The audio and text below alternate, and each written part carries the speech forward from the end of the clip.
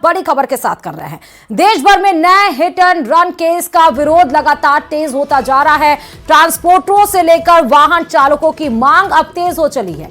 नए hit and run कानून को वापस लेने की मांग को लेकर प्रदर्शन अब तेज हो चला है। देश के अलग अलग जिलों से विरोध प्रदर्शन तेज होता हुआ दिखाई पड़ रहा है। नए हिट एंड रन केस के विरोध में सड़क पर अब ड्राइवर्स उतर चुके हैं। प्रदेश के अलग अलग जिलों में ये विरोध प्रदर्शन दर्ज किया गया है। नए कानून के विरोध पर सड़क पर तमाम विरोध के ऐसी तस्वीरें भी सामने आ रही हैं। नए हिट एंड रन कानून को वापस लेने की मांग की जा रही है।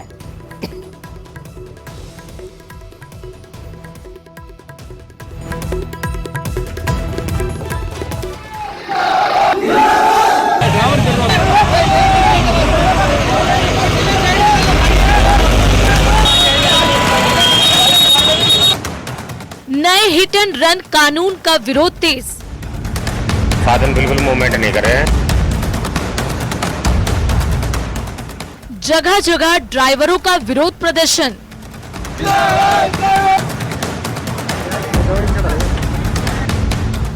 नए हिट एंड रन कानून को वापस लेने की मांग।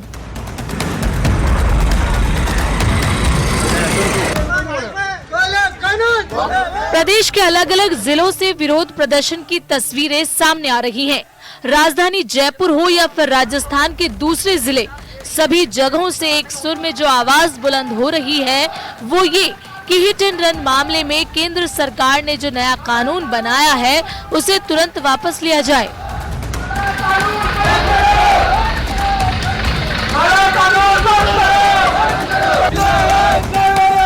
बात राजधानी जयपुर की करें तो कई जगहों पर वाहन को रोक दिया गया। भीलवाड़ा, कोटा, धौलपुर और दिल्ली रूट पर गाड़ियों के चक्के जाम कर दिए गए। जगह जगह नारेबाजी करते हुए ड्राइवर नजर आए।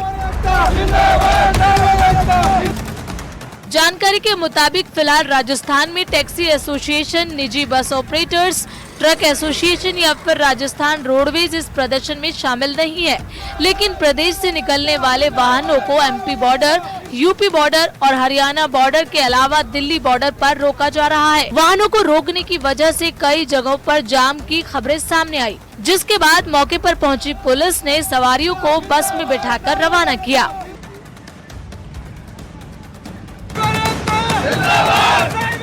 वाहन चालक सरकार से बिल में संशोधन की मांग कर रहे हैं। इतना ही नहीं, मांग पूरी न होने पर अनिश्चितकालीन हड़ताल की धमकी दे रहे हैं।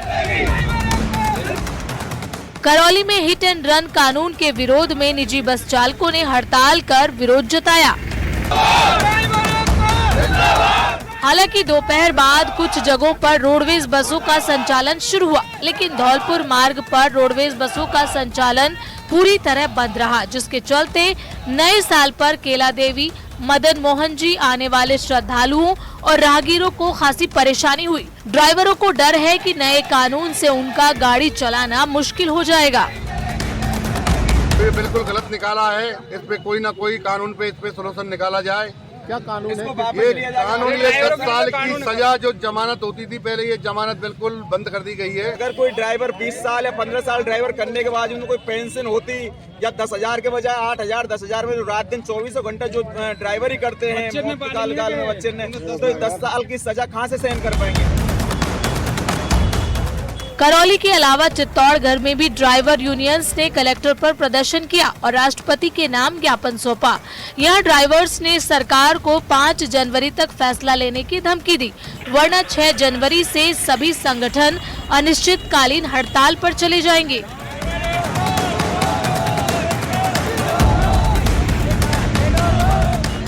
अलवर और अजमेर में भी नए कानून के विरोध में चक्का जाम किया गया। अलग अलग राजमार्गों पर ट्रक ड्राइवर वाहन खड़े कर विरोध प्रदर्शन करते दिखे, जिसके चलते वाहनों की आवाजाही में काफी समस्याएं सामने आई। दिल्ली से आ रहा हूँ मैं अजमेर के लिए।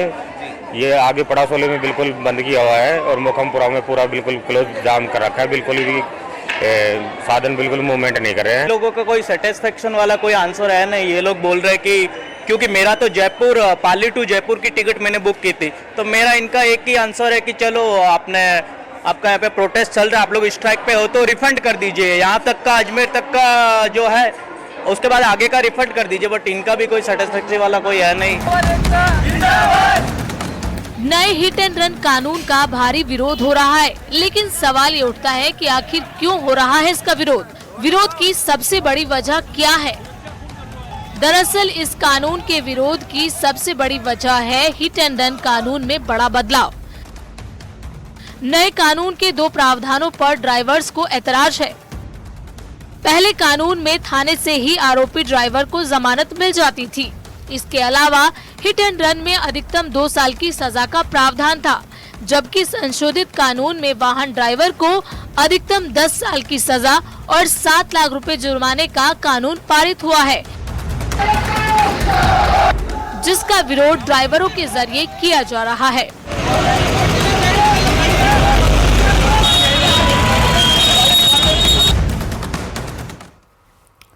और कैबिनेट गठन के बाद अब मंत्रियों ने ऑफिस ज्वाइन करना शुरू कर दिया है। इसी कड़ी में कैबिनेट मंत्री राज्यवर्धन सिंह राठौर और मंत्री जवाहर सिंह बेढम ने अपने अपने ऑफिस ज्वाइन किए हैं।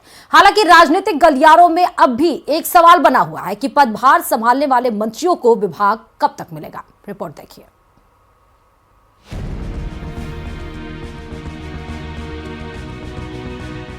नए साल के पहले दिन भजनलाल सरकार में मंत्री और कई नेताओं ने सचिवालय पहुंचकर अपना कार्यभार संभाला। हालांकि किसे कौन सा मंत्रालय मिलेगा, इस पर अभी मंथन चल रहा है।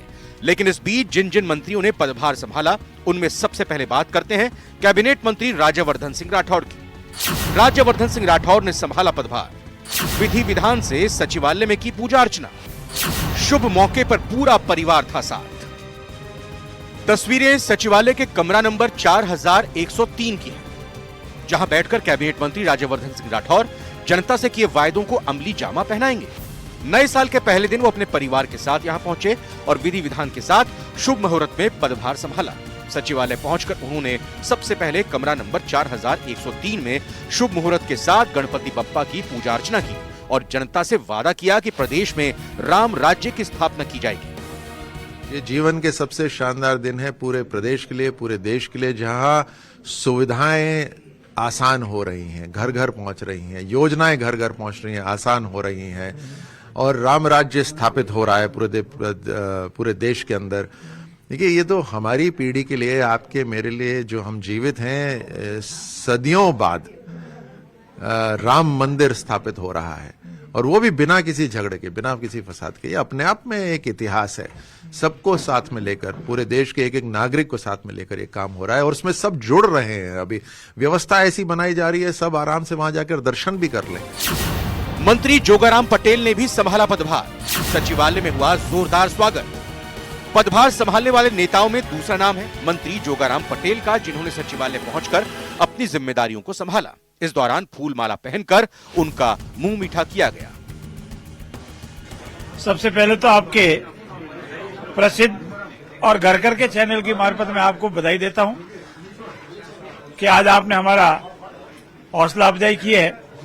आज हमने प्रभु के आशीर्वाद से, हमारे क्षेत्र की जनता के आशीर्वाद से, हमारे प्रदेश और शीर्ष नेतृत्व के आशीर्वाद से जो जिम्मेवारी हमने दी, उस जिम्मेवारी को ग्रहण किया है और मैं आपकी मार्फत, पूरे चैनल की मार्फत आप आवाम को, मेरी लूणी की जनता को विश्वास दिलाता हूं। मेरे शीर्ष नेतृत्व आदरणीय मुख्यमंत्री जी भजनलाल जी, हमारे प्रदेश के अध्यक्ष आदरणीय सीपी जोशी जी, संगठन महामंत्री आदरणीय चंद्रशेखर जी को विश्वास दिलाता हूं कि हम सब मिलकर के आप आवाम की जो अपेक्षा है, हमारा जो मैनिफेस्टो है, उसके अनुसार कार्रवाई करते जनता का राज, जनता के द्वारा, जनता के लिए एक समृद्ध और विकसित राजस्थान बनाने के हमारे सपने को पूरा करेंगे।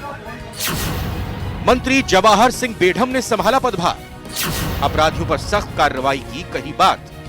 सचिवालय में पदभार संभालने वाले मंत्रियों में जवाहर सिंह बेढम भी थे, जिन्होंने सचिवालय की तीसरी मंजिल पर अलॉट किए गए अपने कमरे में पदभार संभाला। इस दौरान उनका भी जोरदार स्वागत हुआ। पदभार ग्रहण करने के बाद जवाहर सिंह बेढम ने अपराधियों पर सख्त कार्रवाई की बात कही और जनता से किए वायदों को पूरा करने का भरोसा जताया। अपराधियों के खिलाफ ठोस कार्रवाई करना शुरू हो गया है और अब नेता, पुलिस और अपराधियों की साठगांठ के कारण आम जनता परेशान नहीं होगी। पिछली सरकार में कांग्रेस के लोगों के बर्दाश्त के कारण अपराधियों के हौसले बढ़े, गौ तस्करों के हौसले बढ़े। लूट चोरी नकबजनी करने वालों के हौसले बढ़े, पेपर लीक करने वालों के हौसले बढ़े, और तो और हमारी सनातन संस्कृति पर हमला हुआ, हमारे मंदिरों को तोड़ा गया, तुष्टीकरण हुआ। उन सारी चीजों पर ब्रेक लगाते हुए एक शांति प्रिय प्रदेश विकसित राजस्थान, विकसित भारत का जो संकल्प है 2047 का, उसमें विकसित राजस्थान भी अपने पायदान पर पहुंच करके उसमें सहयोग प्रदान करे। अविनाश गहलोत ने संभाला पदभार, परिवार के साथ कक्ष में की पूजा अर्चना। वहीं मंत्री अविनाश गहलोत ने भी पूरे विधि विधान के साथ पूजा अर्चना करते हुए अपने परिवार के साथ अपने कक्ष में पदभार को संभाला। कि जिस उम्मीद के साथ में राजस्थान की जनता ने भारतीय जनता पार्टी की सरकार बनाई है, जो बहुमत दिया है, चुनाव पूर्व जो हमारे घोषणा पत्र था, हमारा जो मैनिफेस्टो था, उस पर काम करने के लिए हम सब मिलकर काम करेंगे। और आज चूंकि कैबिनेट मंत्री बनने के बाद में सचिवालय में पहला दिन है, बैठकर अधिकारी कर्मचारियों के साथ मिलकर बात करेंगे। आज कल में पोर्टफोलियो भी डिसाइड हो जाएगा। मुख्य रूप से हमारी प्रमुख ये रहेगा कि जो विभाग मिलता है उसमें विभाग के अधिकारियों के साथ मिलकर अच्छा काम करेंगे। राजस्थान की जनता को परेशानी नहीं हो। जो 5 साल के अंदर उन्होंने कांग्रेस सरकार का भ्रष्टाचार देखा, कानून व्यवस्था देखी, उससे कहीं बाहर निकलकर हम लोग अच्छा काम करेंगे। कानून व्यवस्था ठीक ढंग से हो, भ्रष्टाचार नहीं हो, लोगों को समय पर राहत मिले। ओटाराम देवासी ने संभाला पदभार, गोविंद देव जी मंदिर में किया दर्शन पूजन। नए साल की शुरुआत पर जिम्मेदारी संभालने वालों में ओटाराम देवासी का नाम भी शामिल था, जिन्होंने सचिवालय की पहली मंजिल पर उन्हें अलॉट किए गए कक्ष में अपना पदभार संभाला। हालांकि इससे पहले वो जयपुर के श्री गोविंद देव जी मंदिर में दर्शन के लिए गए, जहां उन्होंने देश और प्रदेश के लिए सुख, शांति और समृद्धि की कामना की। एक एक कर कई मंत्री अपना पदभार ग्रहण कर चुके हैं, जो औपचारिक रूप से काम करने की बात कर रहे हैं। जनता भी उम्मीद कर रही है कि सरकार विभागों के बंटवारे करे, ताकि उनके रुके हुए काम रफ्तार पकड़े।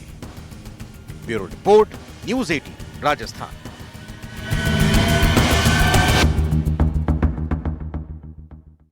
और जयपुर में सिटी पार्क में सीएम भजनलाल शर्मा ने सुबह सुबह आम जन को तब अचरज में डाल दिया जब सीएम खुद लोगों के बीच पहुंचकर मॉर्निंग वॉक करते हुए नजर आए। सीएम को अचानक सुबह सुबह पार्क में देखकर लोग हैरत में आ गए। सीएम अपने काम के साथ साथ सेहत का भी खूब ध्यान रख रहे हैं और लोगों से जुड़ने का कोई मौका नहीं छोड़ते। मॉर्निंग वॉक के दौरान सीएम ने लोगों से बातचीत की और उनकी सेहत के बारे में पूछा। वहीं सीएम भजनलाल ने लोगों के साथ चाय की चुस्कियां भी ली। जी बिल्कुल, तस्वीरों के अंदर देख सकते हैं मुख्यमंत्री भजनलाल शर्मा का यही जो सरल अंदाज है लोगों को अपनी ओर अट्रैक्ट करता है। तस्वीरों के अंदर आप देख सकते हैं यहाँ पर मुख्यमंत्री भजनलाल शर्मा को यहाँ पर जब अल सुबह सिटी पार्क के अंदर लोगों ने देखा तो 2 तस्वीरें आपको दिखा रहे हैं। जयपुर के सिटी पार्क की तस्वीरें, जहां मॉर्निंग वॉक पर निकले सीएम भजनलाल शर्मा, तमाम लोगों से मुलाकात की। लोग अचरज में पड़ गए, हैरान हो गए, सरप्राइज हो गए कि आज मुख्यमंत्री, प्रदेश का मुखिया खुद हमारे बीच मॉर्निंग वॉक करते हुए नजर आ रहा है। दो बातें से साफ होती हैं कि काम के साथ साथ अपने स्वास्थ्य का भी ध्यान रखते हैं मुख्यमंत्री भजनलाल शर्मा। दूसरा ये कि प्रधानमंत्री नरेंद्र मोदी, गृह मंत्री अमित शाह का दौरा होने वाला है, उसके पहले जायजा लेने के लिए भी मॉर्निंग वॉक पर निकल सकते हैं।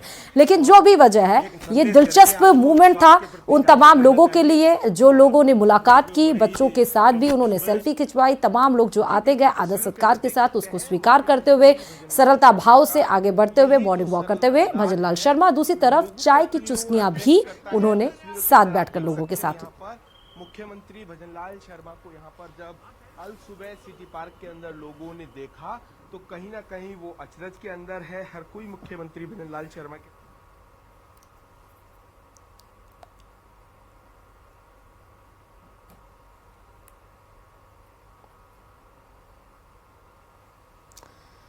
तो जयपुर से ये तस्वीरें आपको दिखा रहे हैं, जहां पर मॉर्निंग वॉक पर जयपुर के सिटी पार्क में निकले थे भजनलाल शर्मा और तमाम लोग। अब भीड़ क्योंकि बढ़ती गई, जो लोगों को पता चला या जो लोग सेल्फी खिंचवाए तुरंत उन्होंने सोशल मीडिया पे अपलोड किया होगा, तो आसपास के लोग भी अगर देखे होंगे तो वो भी आ गए होंगे उस सिटी पार्क में और वंदे मातरम के नारों से भी वो सिटी पार्क गूंज उठा।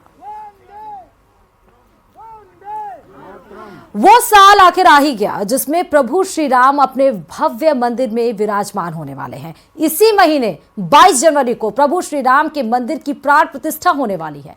ऐसे में अयोध्या में तैयारियां जोरों पर है। नए साल के मौके पर भक्तों का भी उत्साह देखने को मिल रहा है। आइए देखते हैं नए साल के पहले दिन कैसी है अयोध्या।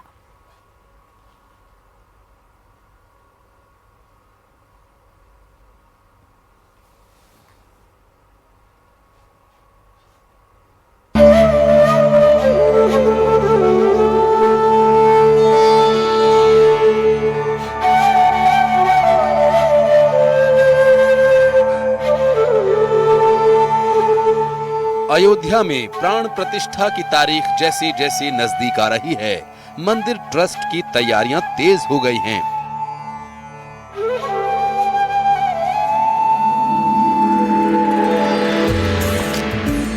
बाईस जनवरी को मंदिर के गर्भगृह की गुलाब के फूलों से सजावट होगी। ये फूल भी कोई आम फूल नहीं बल्कि बेहद खास होने वाले हैं।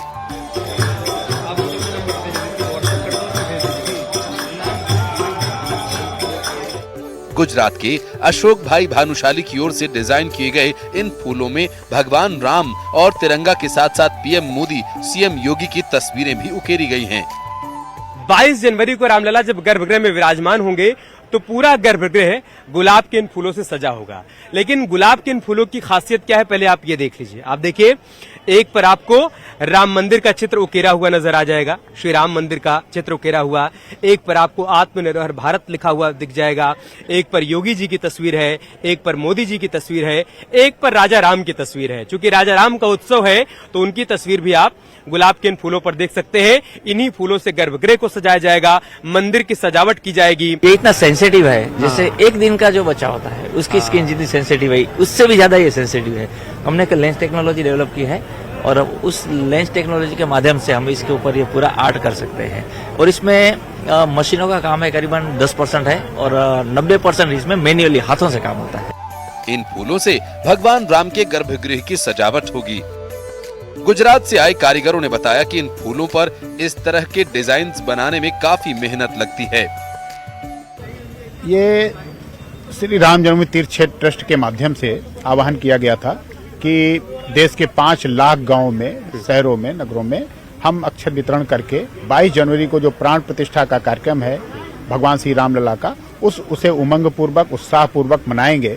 विभिन्न जातियों, विभिन्न पंथों के माध्यम से जो मठ मंदिर हैं या जो भी पूजन स्थल हैं, वहां पर लोग केंद्रित होकर पूजन करें उस दिन। और ये अक्षत आह्वान है, निमंत्रण है उन लोगों को, ताकि यह कार्यक्रम भव्यता के साथ जो है दिव्यता के साथ मनाया जाए। 22 जनवरी को ऐतिहासिक बनाने के लिए मंदिर ट्रस्ट कोई कमी नहीं छोड़ रहा है।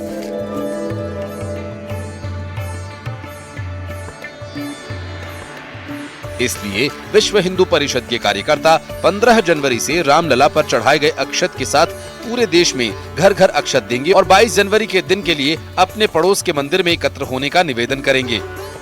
कार्यकर्ता घर घर जा रहे हैं। 15 जनवरी मकर संक्रांति तक जाएंगे। भगवान के नए मंदिर का फोटो, मंदिर का विवरण और अयोध्या से रामलला के सम्मुख पूजित किए हुए अक्षत के 4 दाने समाज के व्यक्तियों को, परिवारों को देकर निवेदन करेंगे कि अपने पड़ोस के मंदिर में एकत्र आओ और वैसा ही आनंदोत्सव मनाओ जैसा अयोध्या में हो रहा है। विश्व हिंदू परिषद के कार्यकर्ता इस अक्षत को लेकर देश के 5 लाख घरों में जाएंगे और सभी को 22 जनवरी के लिए जागरूक करेंगे। अभियान जो है पूजित अक्षत कलश जो है आमंत्रण अभियान, इसको कहा जाता है आमंत्रण अभियान। अच्छा। ये हम हर घर में जा करके आमंत्रण अभियान की शुरुआत कर रहे हैं। वहीं नए साल के पहले दिन अयोध्या में भक्तों का सैलाब उमड़ पड़ा। देश के कोने कोने से लोग अयोध्या में रामलला की एक झलक पाने के लिए आतुर दिखाई दिए। सभी ने भगवान राम के नए मंदिर के स्वरूप को देखकर खुशी जाहिर की। ये मंगल बेला है जिस बेला का इंतजार कई वर्षों से किया जा रहा था अयोध्या में जहां एक तरफ दिव्य और भव्य राम मंदिर का निर्माण हो रहा है, रामलला के प्राण प्रतिष्ठा की तैयारियां चल रही हैं, तो साथ ही साथ पूरे अयोध्या को नया रूप दिया जा रहा है। ये नए साल का बदलाव है। और जैसा हम बार बार कह रहे हैं कि एक पीड़ा राम भक्तों के मन में रहा करती थी कि नववर्ष पर हम एक दूसरे को मंगल कामनाएं देते हैं, लेकिन हम रामलला को मंगल कामनाएं नहीं दे पा रहे हैं। उनकी पीड़ा अभी भी बरकरार है, क्योंकि वो इंतजार कर रहे हैं अपने स्थान पर विराजमान होने का, उस स्थान पर विराजमान होने का जहां उन्होंने जन्म लिया था। लेकिन इस साल 2024 उस इंतजार को भी समाप्त कर रहा है। न सिर्फ रामलला के इंतजार को, बल्कि राम भक्तों के भी इंतजार को। रामलला उस स्थान पर विराजमान हो जाएंगे जहां उन्होंने जन्म लिया था। नए साल के पहले दिन भगवान राम के दर पर खुद को पाकर भक्तों ने जमकर जय श्री राम के नारे लगाए। हनुमानगढ़ी में दर्शन के बाद भक्तों ने न्यूज 18 पर अयोध्या में सजावट की जमकर तारीफ की। नए साल पे हनुमान जी के दर्शन हो गए, रामलला के दर्शन हो गए, क्या है मन में भाव? ओहो, बहुत अच्छे है। यहाँ पे राम मंदिर बन जाएगा और सिया राम जी का जय जयकार। जी आप बताइए। बहुत बढ़िया लगा यहाँ आके दर्शन करके, नए साल के पहले दिन के बहुत अच्छा लगा सबको। हम 40 लोग हैं और बहुत धन्यवाद बोलते हैं। अच्छा, आप सब लोग साथ में आए हैं, दर्शन हो गया अम्मा? कैसा लगा दर्शन करके? बहुत अच्छा लगा। बहुत अच्छा लगा। और रामलला के भी दर्शन हो गए? राम के हो गया दर्शन। अच्छा, बहुत खुशी हुई।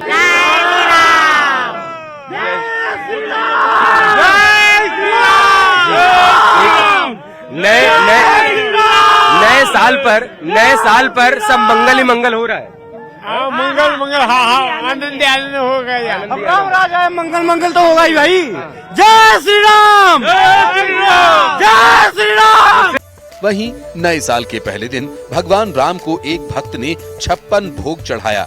रामलला मंदिर के मुख्य पुजारी ने कहा कि भगवान में आस्था रखने वाले सभी की मनोकामनाएं पूरी होती हैं।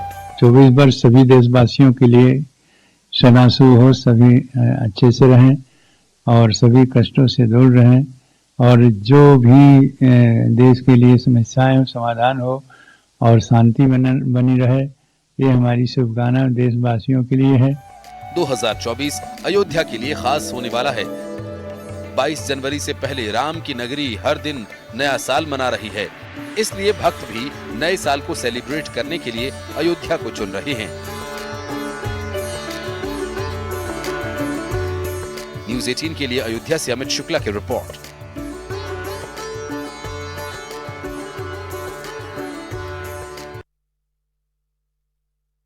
की प्राण प्रतिष्ठा की तारीख नजदीक आती जा रही है। कार्यक्रम को भव्य बनाने के लिए तैयारियां भी तेज हो रही हैं। दिल्ली में राम मंदिर के मुद्दे पर आज एक बड़ी बैठक करने जा रही है। बैठक में गृह मंत्री अमित शाह और बीजेपी के राष्ट्रीय अध्यक्ष जेपी नड्डा शामिल होंगे और इस बैठक में देश भर से पार्टी नेताओं के आने की उम्मीद है। बताया जा रहा है कि हर राज्य से 2 पदाधिकारी बैठक में मौजूद रहेंगे। आज दोपहर 2 बजे ये बैठक शुरू होगी। ये भी आपको बताते चले कि प्राण प्रतिष्ठा कार्यक्रम के बाद 24 जनवरी से पूरे देश भर की हर लोकसभा से हजारों की संख्या में आम लोगों को दर्शन कराने की योजना पर चर्चा होगी।